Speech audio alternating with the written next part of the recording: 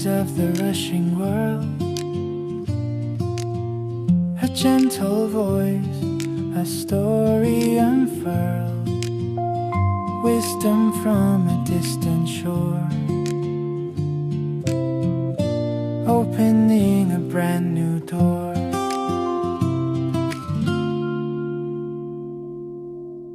The sunlight filtering through the window has grown remarkably warm today. I find myself wondering, what color was your day? Though our lives often feel like a repetitive loop, if we look closely, no two moments have ever held the exact same air or the same hue of light. The greeting I offer you today isn't a grand blessing. It is simply a quiet wish, a hope that a small, still peace might settle into the space where you are breathing right now.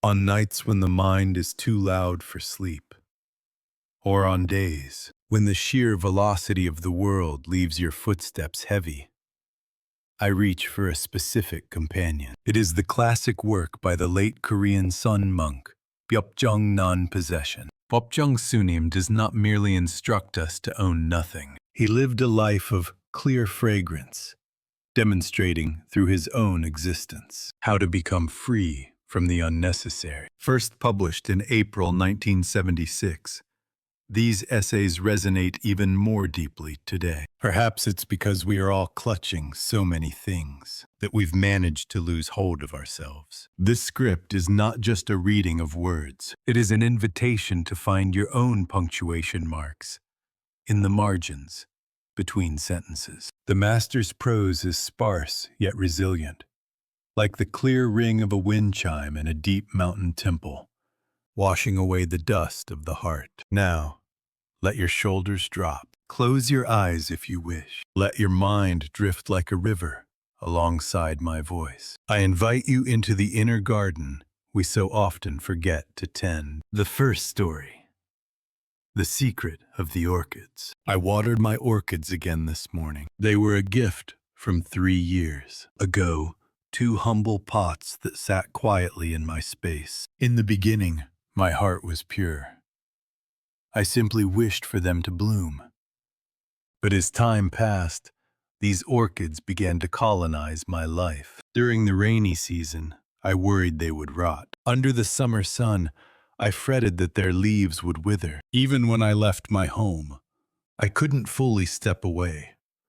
My mind was tethered to those pots. It was then I realized I had become a prisoner of my possessions. I stopped to think sometimes about our modern orchids. We think we own our smartphones, our curated homes, our prestigious titles. But look at how we check our notifications in the middle of a conversation, or how we stress over a scratch on a car. Who is the master and who is the servant? Byopjung teaches us that non-possession isn't about having nothing. It's about not having what is unnecessary. We believe that by accumulating, we expand our happiness. In reality, we are consuming our most precious resources, time, and energy just to maintain and protect these things. The master tells the story of how, when he was most consumed by his obsession with the orchids, a friend visited. Without hesitation, he handed the pots over. There was a momentary pang of loss, yes, but it was immediately followed by a cool, refreshing breeze in his chest. If having something makes your heart heavy, it isn't a possession.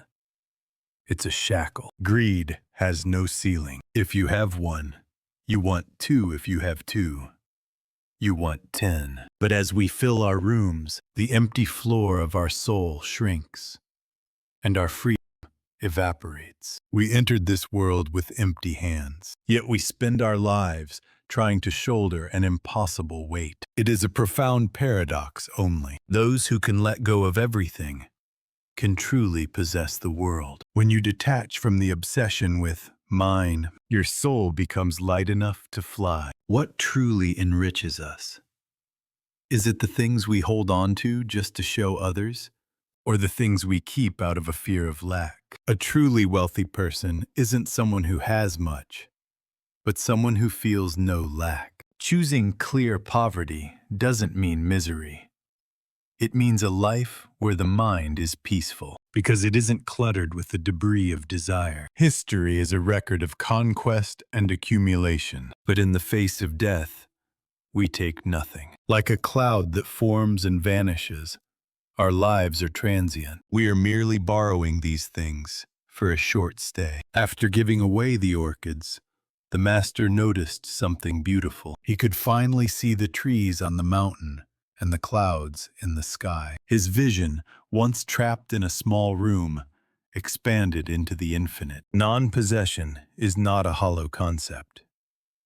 It is the ultimate strategy for living. The less you have, the more you are. Have you ever felt the fullness of a truly empty space? To empty is the only way to be truly filled. The second story. The dignity of silence. One of the most painful experiences in life is being misunderstood. When our words or actions are twisted into something we never intended, and the arrows of criticism fly toward us. The injustice can keep us awake for days. Misunderstanding is, perhaps, an unavoidable fate in human relationships. We each view the world through our own tinted lenses. Our past traumas, our biases, our unique experiences. To see another person with perfect clarity is almost a miracle. One day, the master received a letter filled with misunderstanding and biting criticism. His first instinct was to reach for his brush, to write back and refute every point with logic and fire. But he paused. He put the brush down. What is the use of long-winded excuses? Silence often speaks more truth than 1,000 defenses. When we scramble to protect our ego with more words, those words often become the seeds of even greater misunderstandings. It's a hard pill to swallow in our era of clapping back and public debates. We feel that if we don't speak up, the lie becomes the truth. But there is a quiet power in letting the truth rest. It doesn't need our frantic help to exist. Truth has its own clock. It reveals itself when the timing is right. Instead of exhausting ourselves trying to make people understand, the most dignified path is to continue walking our own way. Most of our suffering in relationships stems from the desperate, craving to be recognized. But if we often fail to understand even ourselves, how can we demand that a stranger grasp our entire essence? If someone misjudges you, it doesn't change who you are. If they call you evil, you do not become a villain. If they call you a saint, you do not become holy. You are simply you. We must learn the art of being indifferent to the gaze of others. If we can remain ourselves despite criticism, and stay humble despite praise, we find a peace that the world cannot shake. When misunderstood, we usually resent the other person. But we must realize they, too, are acting within the limits of their own perspective. If we consider that they have their own reasons, their own our anger begins to cool. Understanding is simply the act of standing in someone else's shoes. We need the magnanimity to say, if I were in their position, I might have seen it that way too. We are like beings from different planets, often speaking past each other. This is the inherent limit of human communication. So, when a misunderstanding occurs, don't let it shatter you. It's as natural as the wind shaking the leaves. Silence is not a void. It is a sanctuary. When the dust settles and the emotions cool, the fog of misunderstanding will lift on its own. And even if it doesn't, we must accept it as part of life. The greed to be loved and understood by everyone is a heavy burden. If the heavens know the truth, and you know the truth, that is enough. Are you hurting right now because of how someone looks at you? Let that misunderstanding pass like a gust of wind. The wind blows, but the mountain remains. Hold your center. Walk your path. One day, looking back, you will see that the misunderstandings that felt like mountains were nothing more than passing shadows of clouds. The third story.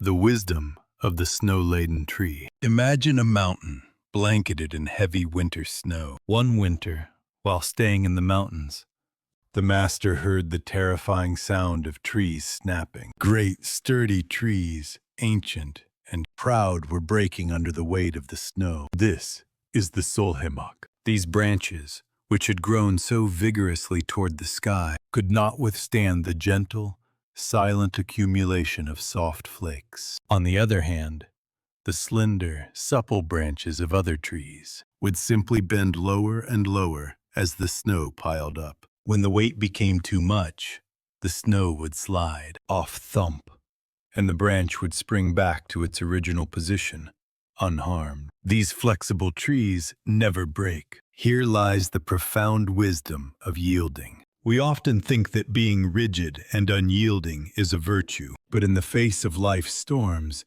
that very strength becomes our downfall. I think of our own lives. We hold on to our opinions so tightly. We stiffen our necks with pride, thinking that bending is a sign of weakness. But the tree that cannot bend is the first to snap when the blizzard hits. Flexibility is not surrender. It is the wisdom of survival. It is a humble way of interacting with a world that is often larger and heavier than we are. Life rarely goes according to our plans. If we meet every obstacle with rigid resistance, our hearts will inevitably be bruised and broken. Like the branch that bows to the snow, we must learn to lower ourselves. A flexible heart can hold everything. A rock tries to block the river, but the water simply flows around it. In the end, it is the soft water, not the hard rock, that reaches the vast ocean. Much of our modern stress comes from a lack of this elasticity. The rigid thoughts of, "it must be this way," or "I can never accept that," become the bars of our own prison. The story of the snow-laden tree whispers to us, recover your resilience. It's okay to be a little loose. It's okay to take the long way around. The most important thing is to survive the winter so you can bloom in the spring. Softness truly overcomes hardness. A newborn baby's body is supple and soft, while a body without life is rigid and cold. To be alive is to be flexible. To keep the heart alive, we must be able to accept the opinions of others and let go of the pain when we are hurt. The trees in the winter forest do not blame the snow. They simply adjust. Nature offers us these silent, magnificent lessons every day. The trials in our lives are like that snow. If we try to carry the entire weight on our heads forever, we will break. The wise person acknowledges the weight, lowers their posture, and waits for the storm to pass. Flexibility comes from inner space. If you are packed too tightly inside, you cannot absorb the shock of the outside world. Keep a part of your heart empty. A heart with no room cracks at the slightest touch. Don't forget the lesson of the Solheimok. Standing tall isn't always the answer. Sometimes, bending is the most powerful strategy for life. Be a tree that knows how to bow gracefully, preparing for the spring that is surely on its way. Closing. The fragrance of the present moment. As we've walked through the words of Bopjang Sunim together, the time has slipped away unnoticed. I wonder, which sentence has taken root in your heart? Non-possession is not a book of mere information.